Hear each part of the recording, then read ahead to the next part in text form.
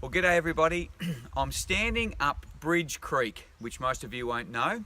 But as you know, we've been looking for our old sails from when Eileen Dickens first started in 1953. We're going back as far as we can find and talking to long-time local Ron Lowen, famous local name. Ron was able to recount a story from 1957 when he attended this very property here behind me.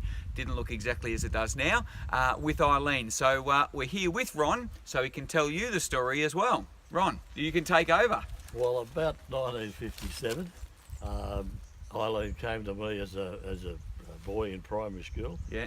And said that my grandfather had some land up here at Bridge Creek that he wanted to sell. He wasn't well enough to come up. Could I come up and show her this land? Yeah.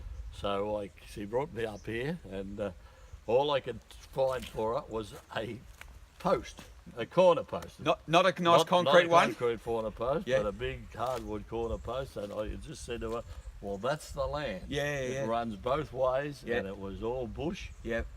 And the creek ran through the middle of it. Yeah, yeah. And then she took me back home. He sold the place to her, and some years later, the same people that had purchased this land bought his property down the back Bullfunker Road. Yes, and that was Cavernon's, wasn't it? Another long-time local name. People, I don't know which Cavernon, but from the Cavernon family. Yeah. They finished up purchasing the other place. Yep.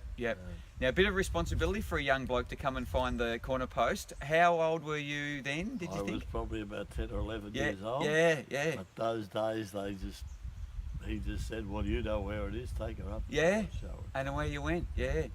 And what's some other recollections of Eileen when she first started? Because you used to refer to her as Mother Dickens. Well, because her and her husband, Viv, I think it was, lived on the corner there of Riverview, is it? Oh, Riverside Avenue, that's Avenue. right, yeah. He was a house painter, and they were very, very long-term residents of Brighton. Of course, their son, Pat, was very well known and owned the Picture Theatre in years to come, and made soft drinks and Pat's Pop, all sorts of things. Done, and it's an old family that was here probably longer than my family. Yeah. And what would you say is a couple of the biggest things that you've seen change, or that people might not have even realised that have changed over the years from town? Because you of course went away and then have come back again early 2000s. Well, when I went to school, I could almost knew, well, I did know, every house I walked past I knew lived there. Every shop, I knew who had that shop.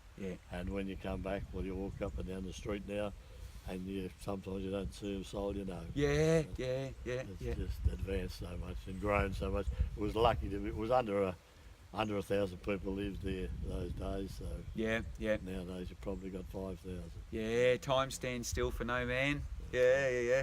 Or woman. Yeah. Well, Ron, look, thank you for sharing your time. It's great to hear some of these older stories. Thanks for listening.